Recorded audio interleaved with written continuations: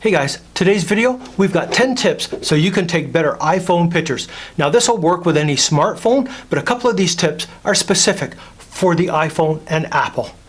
This is a good one and it'll help improve your photos dramatically with these 10 tips. Let's get into it.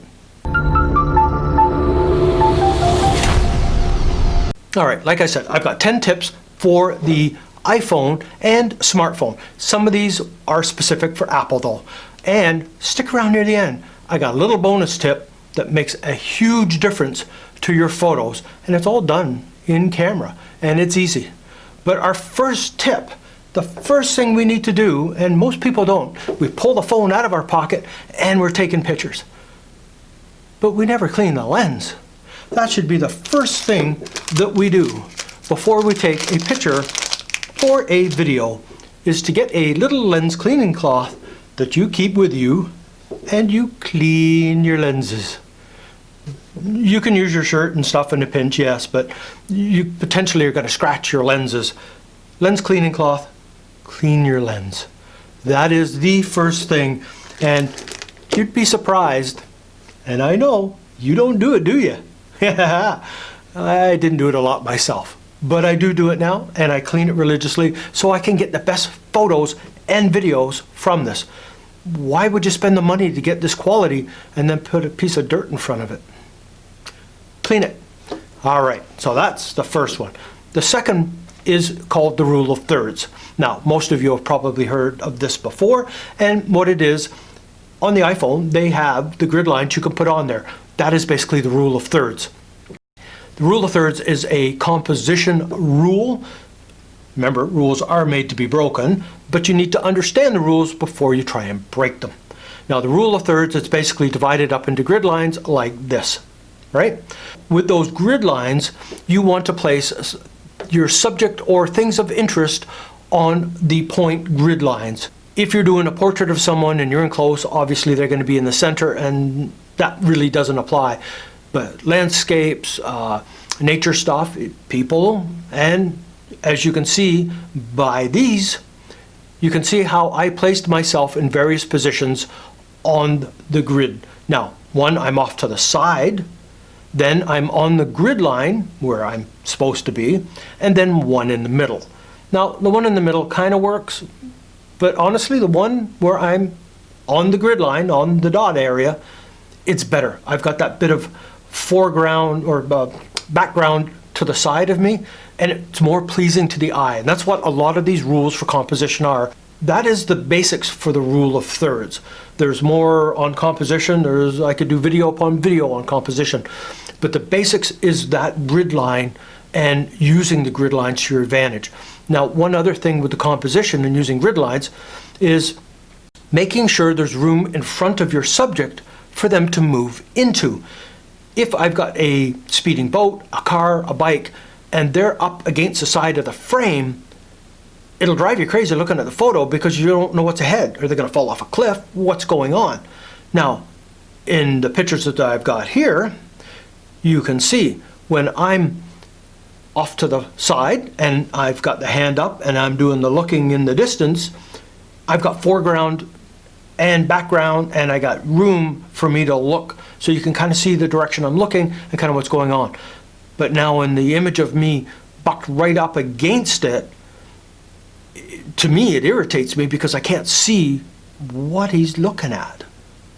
There's not enough there, but by moving your subject back and giving him the room to move into, dramatically improves your photo. Grid lines, and don't jam up against the side. Give your subject room to move in. All right, the next thing we could talk about is light, because light is huge in the world of photography. If you have bad lighting, doesn't matter how good your composition and everything else is. Everyone thinks bright sunny day, great, go out and get photos. It's actually one of the worst because it tends to be coming almost straight down, and it's a hard light and it's not very pleasing, and it kind of looks like this. That is not very pleasing for a portrait, versus this one, which is a lot more pleasing. You can see the difference between the two. Now, that was taken within seconds of each other and in the same area. I just basically moved into the shadows and kind of turned a bit so that the light was striking me a bit differently, and you can see the difference between it. So you just got to think ahead of your lighting. Look at the area you're in and plan your shot accordingly. I just simply moved into the shade. There was a bunch of big trees there, and that blocked out, diffused the light to a big soft box for me and created that nice even lighting and much, much better portrait by simply taking a few steps and turning a bit. So pay attention to your lighting, and some of the best lighting you will ever get is called the golden hour. You've probably heard of it before. It's either first thing in the morning as the sun gets up for about an hour, or that last hour before the sun sets. And they call it the golden hour because the light has a very warm tone to it and warms the scene completely. Those photos were taken at about 2:30ish in the afternoon, 3:30, somewhere in that ballpark. So not the ideal time, but I needed to get it, so I had bad lighting. All right, so that's it for lighting. We could go on for an eternity on lighting, trust me. But I just wanted to give you the basics to help up your game, make you aware of some of this stuff. Now, another common mistake that I see, background. What's behind you? You really need to pay attention to what's behind you, whether you're doing a selfie, right? Or you're taking a picture of someone. Take the time to look to see what's behind them. I mean, look at this one. Not a very attractive background, and it's very distracting. How about this one? That was taken at the exact same spot. We just changed the angle of where we were shooting. Because we thought about it, we got a cleaner, better background. You just gotta look behind so you don't have a tree coming out of the back of the head. You don't have a real big heavy textured pattern which is confusing and very scattering, and it's not very pleasing to look at. When you can just simply rotate or move your subject or yourself a few feet over maybe, and you can get a more pleasing background. And it makes a huge difference. I mean, look at the difference between these two. One is a pure snapshot. The other one, yeah, it's a step up. But it's better because the background is a lot more pleasing and don't have a garbage can sitting there. All right, so that's the difference with a good background and a bad background. All right, another thing to think of is angles. You don't need to just typically shoot straight on like this at your subject. What about shooting up at them? Shooting down on them? Bit more, right? Think of some angles. I mean, check this out for an angle. How about going even a little higher, like this one, right? Or how about we shoot down on the subject, like this one? You can see the difference, and I'll put all three up. Look at the difference those angles make. Don't just think of shooting straight onto your subject. You can, but also play with the angles a bit, and you will find you can get some very cool and some very creative shots. When you're shooting children, get down at their level. When you're shooting pets, get down at their level. Don't just shoot down on them. Try your different angles, and you'll be amazed at what you can get. Well, this next one is a huge pet peeve of mine, and I always hear the same. Well, it's artistic. Most of the time, no, it's not. It's just bad. You know what I'm talking about? A crooked horizon.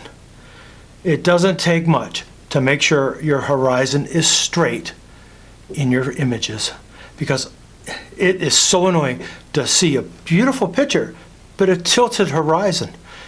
You can straighten it in post. If you make a mistake in camera, correct it in post. Straighten the horizon. I can't think of many reasons why you'd want a horizon like that, other than if you're doing the movie Inception, where everything's warped and bent. But I mean, look at this bent horizon. That just drives me crazy. It's like I'm going to fall off the frame of the picture, or the water's going to run out. Now here it is straightened. Big difference. It only takes seconds to straighten. That's why it's good to have the grid lines on your cell phone turned on, so you can make sure your horizons are straight. You have to pay attention to all the little details to really up your game, but Yeah, that is a pet peeve of mine. I mean, look at them side by side. There's a big difference between that tilted horizon, which is, sorry, it's not artistic, it's lazy. Take the time, pay attention to what you're doing. Enough of my little rant on tilted horizons. All right, another thing that you're going to want to do is you're going to need to lock your focus and your exposure. Now, you can adjust your exposure once you've got it all locked, and you just use a little slider. So here I'm going to run a little screen capture of it, of how you lock, and it'll show you when it's locked. You just simply press and hold on the screen, and you see that it's locked. Once you've got it locked, you can then adjust your exposure, and it'll stay like that while you're finishing composing and everything else, and then take your picture. Doing that in video is huge, because the last thing you want in a scene is to have your light changing all over the place. So lock your exposure, lock your focus for far better results. All right, something else to think about when you're doing your photo, especially in video, but for photo, emotion, movement. You don't want to be just laugh, have fun, live in the moment, create some really cool images with emotion and movement. I mean, here's a little video clip of me just kind of messing around, but a lot of those are very cool photos. I mean, there's one of me walking. Adding the movement and emotion into the images adds a whole new level into the story you're trying to tell with your photo. So add emotion and movement into it.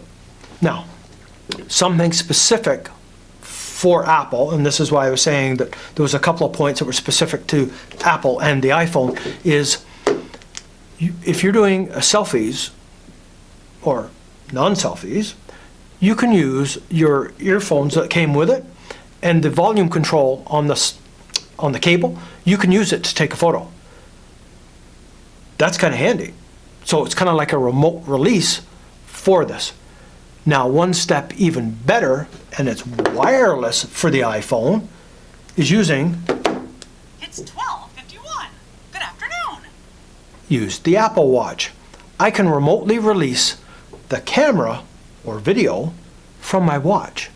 And that's how I did all of these images that you've been seeing, because I can see myself in the watch. So I can see what the camera's seeing in the watch. Now, there is a bit of a lag and delay in it, but it's not bad. And it works really well. I can either take the picture right away, or I've got a 3-second timer. So that one where you see where my foot was there, that really high angle one I was stepping, I literally stepped over the phone in a continual motion, but I use a self timer. It'll show a countdown from 3, 2, 1 on the phone and on my watch. So that way I can compose myself in the image, hit the timer, hit the pose, away I go. That is a very cool feature of the Apple products, that I can use my watch and I can use the earbuds to take the photos with. Another Apple feature that's really cool is live photo.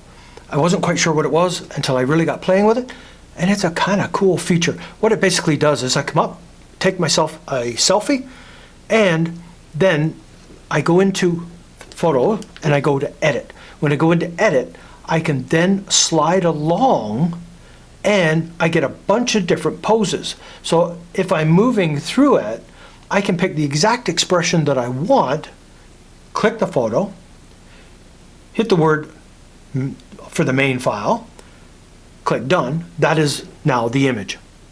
How cool is that? So you can kind of move your expression around a bit and then come back later and pick the one you want. So it does a little clip. Now, I did notice when I transfer the file to the computer, if you don't do a main photo thing from it, it'll convert it to actually a video clip versus a photo. Be aware of that. I didn't know about that, so when I transferred mine over, I went, oh, okay, where's the photo? Well, it wasn't a photo, it was a video. It was a .mov file. Go in, select the photo you want, and it'll save like your photocopy. So be aware of that. But a very cool feature, the Selective Photo gives you a range, and you can pick, because it picks what it thinks is the best one from it, you might not agree with Apple. Well, that's it.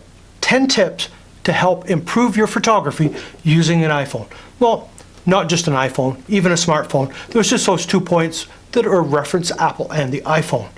Now, I didn't mention a bonus tip. I'm hoping you caught it as we were going along. Did you notice the blurred background most times? That's because I shot in portrait mode and it blurs the background. Now, it's not perfect, and a lot of times if there's not a clear distinction and contrast between, say, your shirt and the background, it won't do a very good job of chopping it out. So be careful of that. Now, it does create 2 copies of the file though. One blurred and one non. I did notice that because I have to convert the file with a program because the computer won't read it otherwise. But be aware the blurring is not perfect. But here's a side-by-side comparison between a blurred background and a non-blurred background. I really prefer the blurred. It makes the image so much better and it makes it more like a DSLR. So you can get a little more professional looking photo by controlling the background for clutter and garbage, and you can blur it, which makes it a lot better. So that's my bonus tip for you, is use portrait mode when you can, but I tend to do a backup photo just in case because sometimes it does mess up. But there you go. Hopefully you enjoyed this video. If you're new, please subscribe. There's lots more content like this to come. If you enjoyed this video, please give it a like. So, until the next time.